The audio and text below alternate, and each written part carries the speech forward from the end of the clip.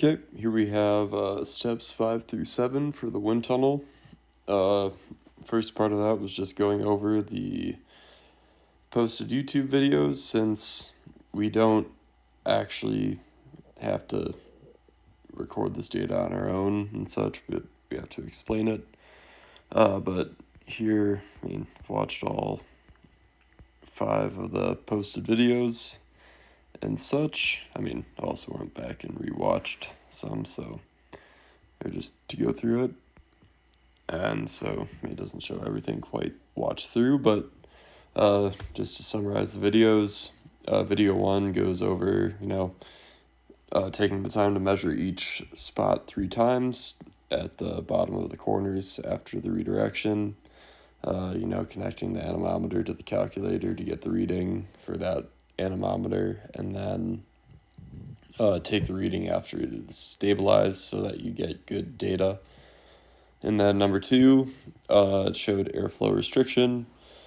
You're only restricting up to about 3/4 of the, area or of the airflow coming in at the entrance. And so you take initial measurements. Again, you're doing these kind of, I'm assuming you would do them back to back, so these should line up together. But if you weren't, that would be, always take initial measurements to see how things change.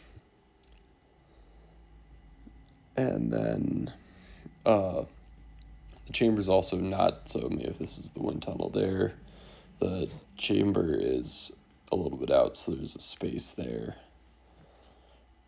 It's not just directly on top of it. So yeah, and then for video number 3, we had the setting up the sphere, just doing the different objects.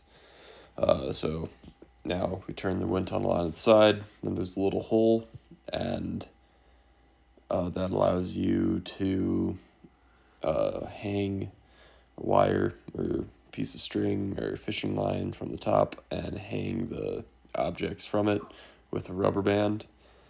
And then again, turning the box on the side so the small hole's up top. Again, taking initial measurements. We did just change the orientation of the box, so I would take new initial measurements no matter what. And then also setting up the drag force sensor in the center of the sphere so that you get the most accurate reading. Then number 4, same thing as above with the sphere, but we have a cylinder. We're doing a top and side measurement, or the long side, so what almost looks like a rectangle, and then we also have the side, or the circular side of it. Again, take multiple readings and take the average. Then the last one, we have a block. For all these, it's also 3, 4, and 5. It shows how to set up with the rubber bands as well. That's a big part of the videos, because you're pretty much doing the same thing in all these 3 videos. Again, taking multiple measurements, take the average. Then number 5, we have the long and blunt profile, so you just orientate it where you see either the square or like the slim rectangle. And so it just shows how much area kind of affects things. But again, set up a string and rubber band, and yeah, it's mostly about setup to be able to take the most accurate measurement. And so yeah, it's, I'd say, fairly simple. The gist is the same for a lot of these. So we have the wind tunnel, you have the string, you have the object, you have air coming in, going that way, and then you have that drag force sensor, which the air pushes into it, and then it pushes into the sensor, and yeah, gives you a reading. And then for the rest of it, we have our data that is given. This is just showing my work and thought process. It's important to note that for our group discussions, we did it mostly over Canvas, where, not everybody could really meet at a certain time, especially between the groups. But we just talked about how to get the correct force equation, and just determine that. Our biggest discussion was between whether it is what the equation I'm about to show you or the drag force equation, which is 1/2 coefficient of drag times area times velocity squared, I believe. And, sorry, I forgot about density as well. But using that or the equation I'm about to show later on, which is the thrust equation, and that is just the PAV squared. So density times area times velocity squared. And yeah, so to all of us, from previous physics classes, this seems the most logical because objects are not going to be all the same. They have different surfaces. So say the wind is coming from this direction and you have a ball, that's going to react differently than if you have a wall. The wind might go a little more over, and the energy being transferred, it seems like it should be more related to how direct it can be to the object. There's less bouncing around if there's an edge or such, but that's also part of the experiment. And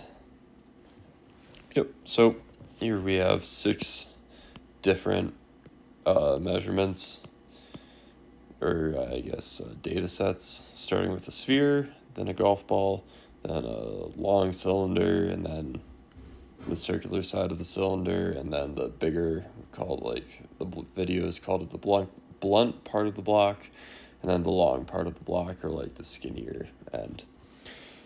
And so biggest part here is the area for everything, making sure that you take the measurements right. So getting the area of the golf ball, or we're talking about just full on area, surface area relative to it. So if you're looking at a golf ball head on, you couldn't tell if it was 3D or not. It would look like a circle. So area is equal to pi r squared, and here we have the diameter, so you have to make sure to divide by 2.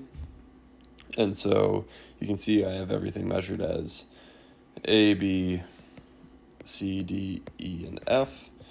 That is because I put it in the calculator as these different variables here, and I could just swap them out because in our equation down here, we do, the only thing that changes is the area. The velocities stay the same, the air density stays the same, it's just the object area that changes.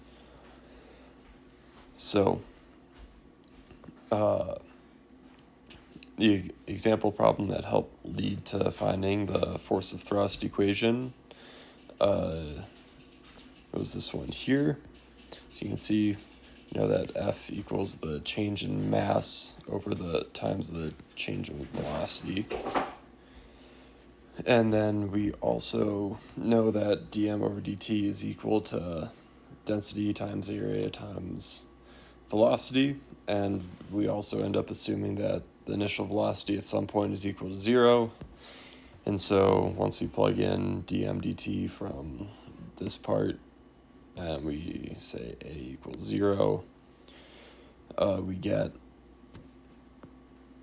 where is it? Here.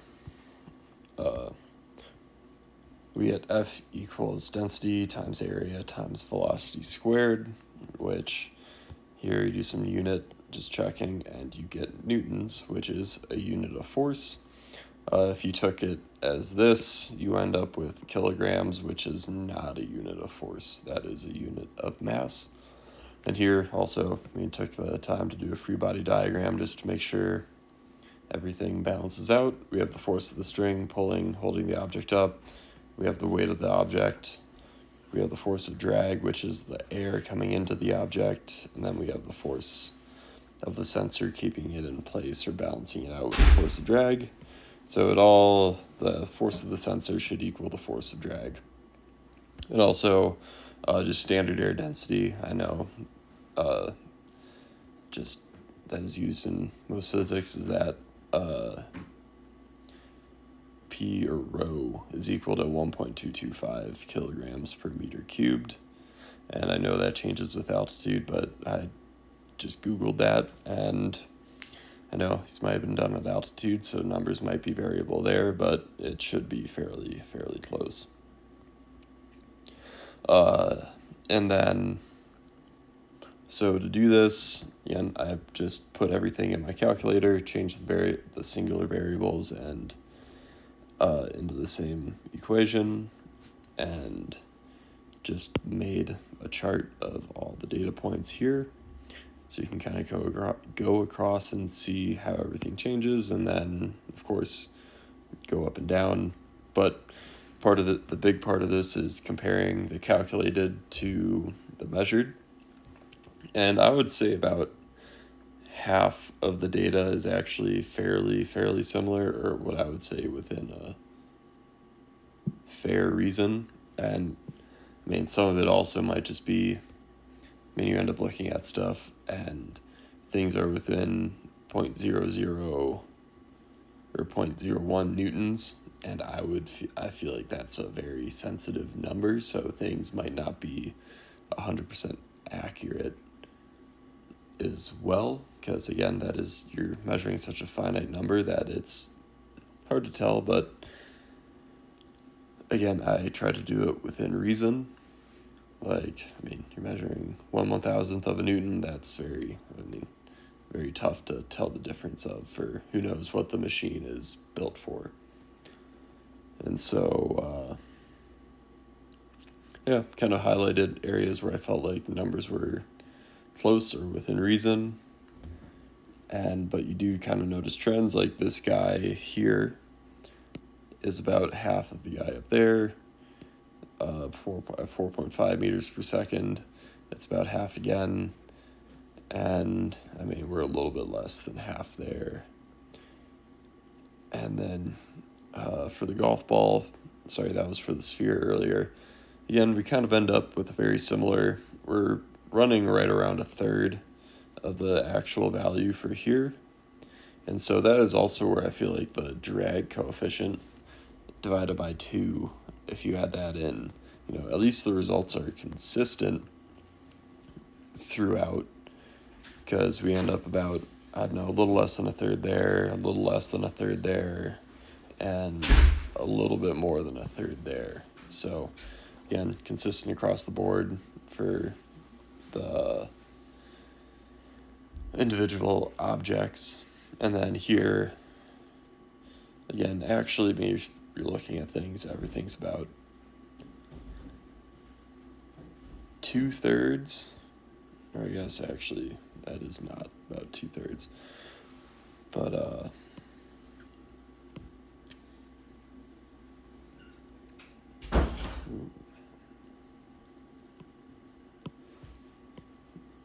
there you're at about 2/3, then there you're at about 2/3, and here you're a bit more than 2/3. And then for the cylinder circle, I felt like things were fairly consistent across, and actually not that guy, but I felt like things were within reason. Again, where the measured was actually higher than the calculated with some things, than the block blunt. Again, we're kind of close, especially in the middle, but then, we kind of spread out the higher up we get. And then for the long, we end up fairly close for all measurements. So that was step 6, is just kind of comparing things. Things would be consistently different across it, between the measured versus what the calculated should be. So it kind of makes me feel like, we're missing a part of the equation, which is most likely the coefficient of drag and the 1/2. So for step 7, we needed to create a linear function for the measured force data, force versus velocity for each profile. And so what I did, I plotted the data in Excel and created a linear trend line, but I'm also going to show you different variations of that were possible. First thing is just the sphere, drag versus velocity. And for that, just straight up any intercept possible. You can see that 0 is here because that was the first reading, but we end up with a linear function of f equals 0.0046 v, which is velocity, minus 0.0065. But the limiting factor there is that the drag can't be negative unless it's coming from the air. It's going through air in the opposite direction. So it should be capped out at 0, but we're just doing it for the data given. So again, another grain of salt to be added. As I said here, drag can't be negative, and it should be 0 at 0 meters per second. And so what we did here, I did the y-intercept equal to 0. That's a thing you can do in Excel. And we just get that the force is equal to 0.0033 v. But as you might notice above, we know that for both force equations, force of drag and the force of thrust is equal to velocity squared, so it's not just linear. So you can see here, personally, I believe this is the best looking trend line because it appears to be the closest to every single dot. You can see that the spacing tends to be the smallest on average, and just tends to represent the data in the most real way, and it just fits the best overall. So I didn't do these for all of them, but again, things to be considered moving forward, because if you kept this trend line going forward, and if the data kept going up, that way, you're going to get way more variation. But this guy would continue to follow that depending. And we know that the force has to be somewhat polynomial because of the square in velocity, which is not which is an independent variable, so that really truly does have a big effect on the force, because that is velocity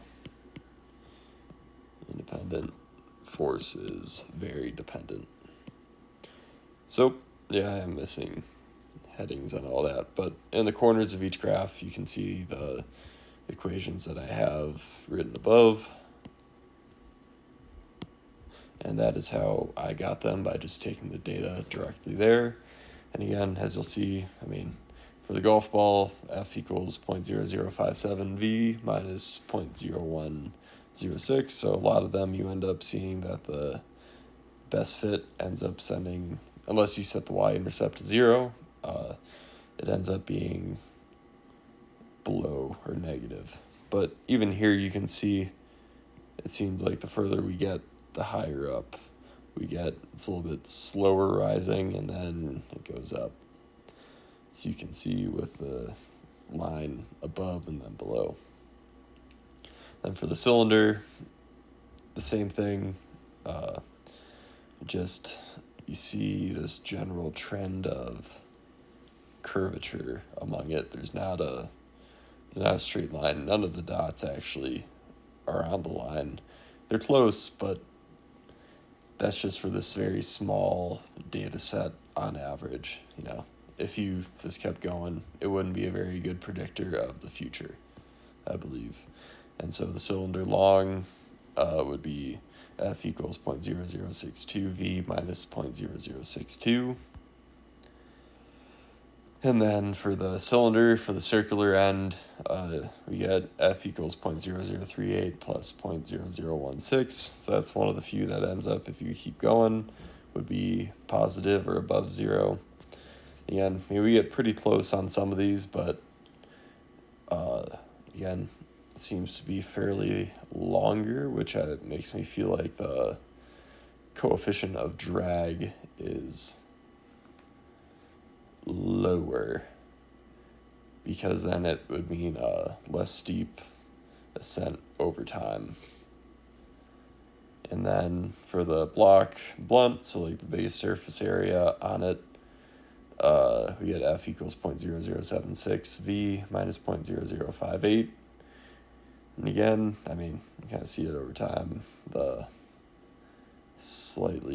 polynomial nature of it, but again, we end up with some dots above, and then we get some dots below, because it's pretty much just taking the closest thing, or the line that is closest on average to all of the dots. And so, for the block long, we get something very close to an intercept of 0. I mean, that is 9 times 10 to the negative 5th, or to the negative 5. So that is 4 zeros in front of that 9, so plus 0.00009. But F equals 0.0025 V plus 0.00009. So, again, force on the left, velocity on the bottom,